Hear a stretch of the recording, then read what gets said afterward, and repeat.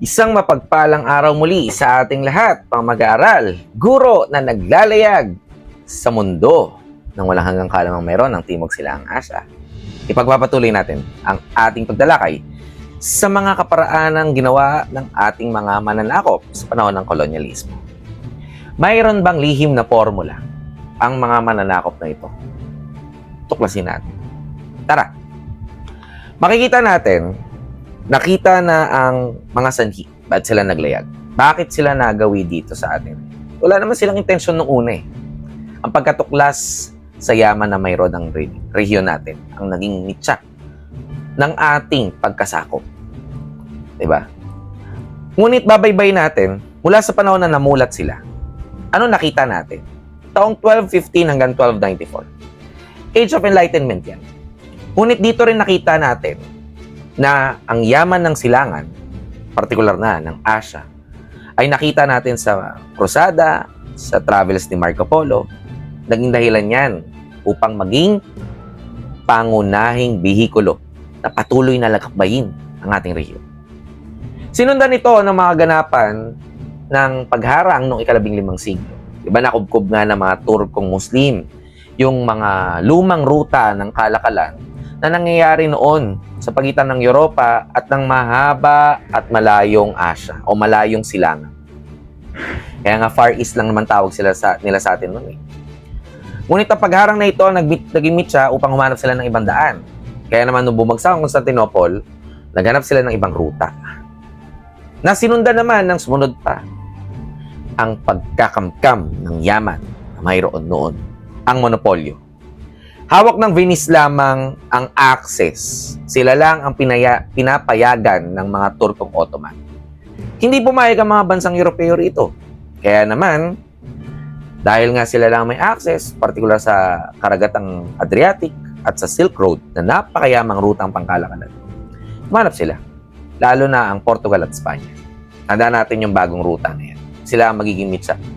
Bakit sila makakatagos sa silangan? Ngayon, mayroong karera sa karagatan na nangyari noong ika-15 siglo. Ito na rin ang mitsa ng unang yugto ng imperialismo.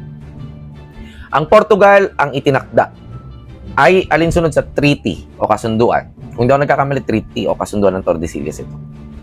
Pasilangan sila. Kaya naman nagawi sila sa mga mahalagang ruta papuntang India. Habang ang Espanya, pakanluran. Kaya naman gumawi sila papuntang Amerika. Diba? Kaya nakatagos sila sa karagatang Pasipiko kalaunan. Sa Portugal, makita natin yung paglalayag nila Prinsipe Henry nung ika-14 na siglo. Makita natin. Yung nabigasyon, isang mahalagang bagay ito na nagbigay daan para kayang maglayag. Hindi ka babagsak sa dulo ng dagat. Yun yung paniniwala na nawala sa kanila eh.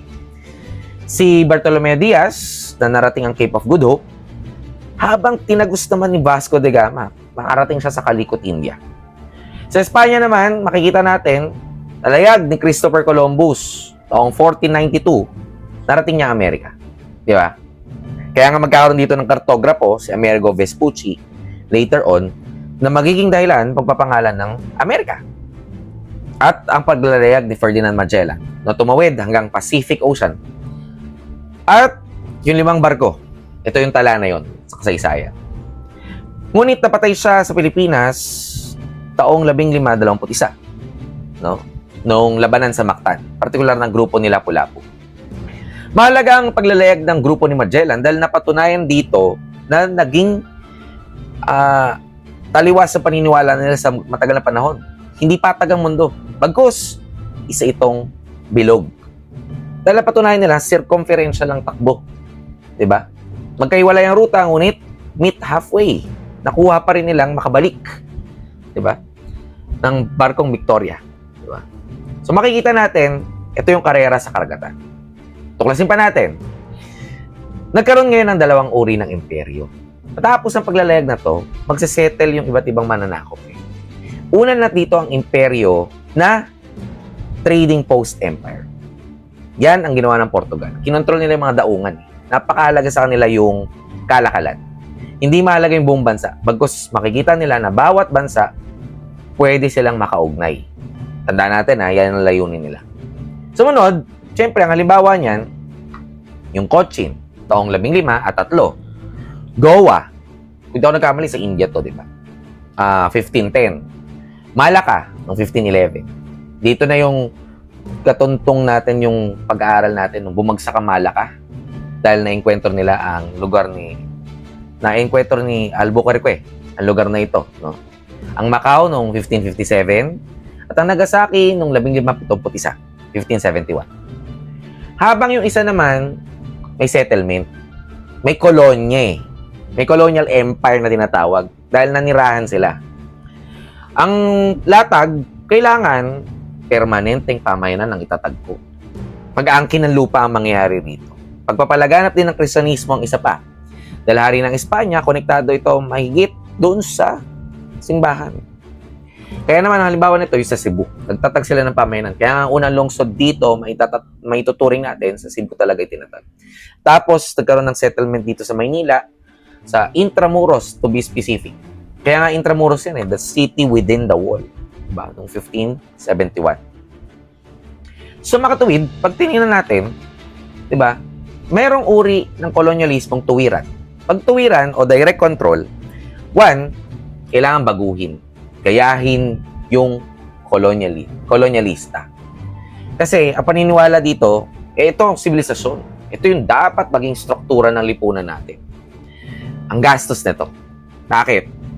Yung isa kasi, daungan-daungan lang, di ba? Pag ito tinignan nyo, tatayo sila ng simbahan, magtatayo sila pamayanan. So, lahat yung pondo mula sa kanila. Nakangailangan nito ng garrison. Lahat ng kalaban, ikukulong mo dun, di ba? Kailangan mo rin ng hukbo. Tapos mataas na pasweldo sa mga opisyal. Bakit? Iutusan ka Diba? Ang sandata niyan, pwersang militar. Bagos, ginamit din naman ang reliyon. Diba? Ginamit nilang Kristyanismo upang mapasa ilalim tayo sa kontrol nila. Ano pa? Makikita natin yung mga pari. Iba-ibang pari ang dumating sa atin. Diba? Sa aspekto ng reliyon. Agustinian noong 1565, Franciscan noong 1578, Jesuits noong 1581, Dominicans noong 1587, at Recollectos noong 1606. Makikita ninyo, ito rin yung mga paring nagpapatakbo sa mga universidad na mayroon tayo sa kasalukuyan.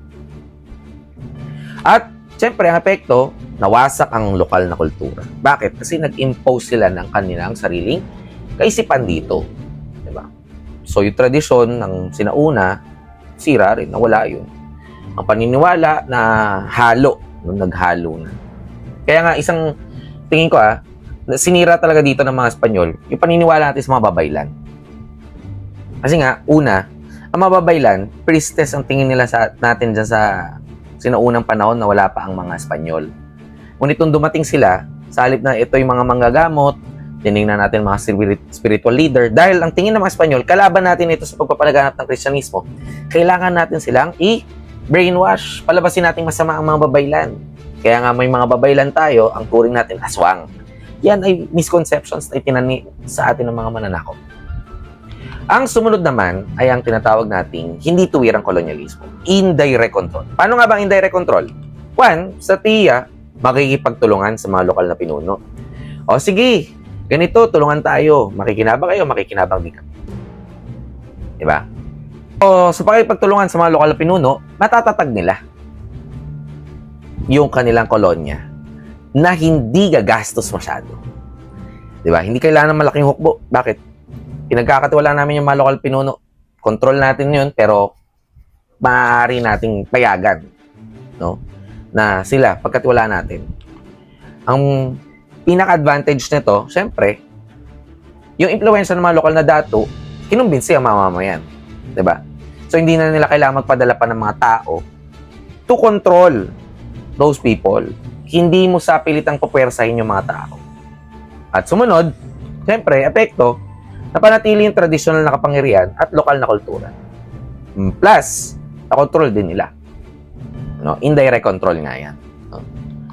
Kaya naman makikita natin may pundasyon ng imperialismo, ang merkantilismo. Makikita natin, mas matimbang ang pagkakaroon ng maraming ginto. Ngunit, naging matimbang din sa ilang bahagi yung mga pampalasa.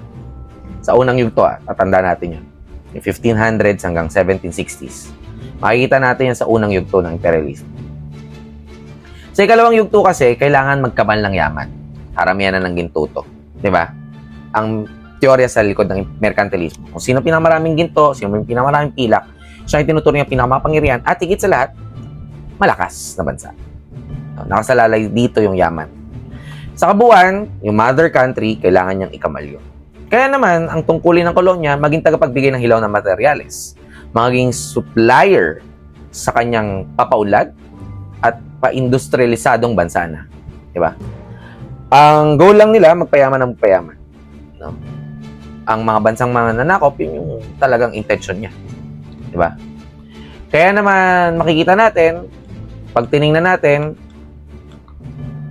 sa matrix ng pananakop, mababatid na kapag tuwiran, dayo ang opisyal na mamahala mula sa Europa. Pag hindi tuwiran, kaya niyang patunayan na, sige, pinagkakatiwala namin kayo, mga lokal na pinuno. Anong epekto sa kultura ng tuwiran? Direkta nilang sinisira ang kultura. Habang pag di tuwiran naman, napananatili yung tradisyon ng mga lokal na pinuno, lokal na katutubo. Magastos kapag tuwiran, napakamahal. Pagtatatag ng garrison, pagsasweldo sa mga manggagawa mo, sa mga opisyal mo na pinadala. Sa di tuwiran, mas magaan, mas mura. Diba? Kasi makikipag-sabuatan ka sa mga lokal na pinuno. Halimbawa ng tuwiran, Espanya. No, ginawa niya sa Pilipinas. At di tuwiran naman, Portugal, sa Asia. So, yun yung pagpa-matrix natin. Kaya sa kabuuan, makikita natin, may dalawang mukha ang kolonyalismo, pero wala talagang formula ang mga mananakop. Talagang mayroon lang kaparaanan para mapailalim ng isang mahinang bansa sa makapangyarihang bansa. Diba? Ang Portugal, naging negosyante siya. Hindi tuwiran yun.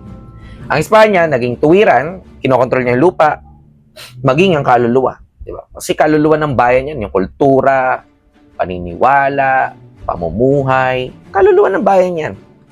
Kaya naman, magkaiba ang paraan, isang muka, isang resulta niya. Pareho silang sisikil sa kalayaan ng mga Asyano, ng mga timog silangang Asyano, at papasa ilalimin ang mga bansa sa mga Europeyong bansa, sa ilalim ng merkantilismo. Kaya ikaw, magbubulag-bulagan ka ba? Sa oras na nalaman mong ganito pala ang pagtrato sa atin na mga mananakop na to sa mata ng kasaysayan. Pag-isipan mo. Hanggang sa muling pagkita. Alam.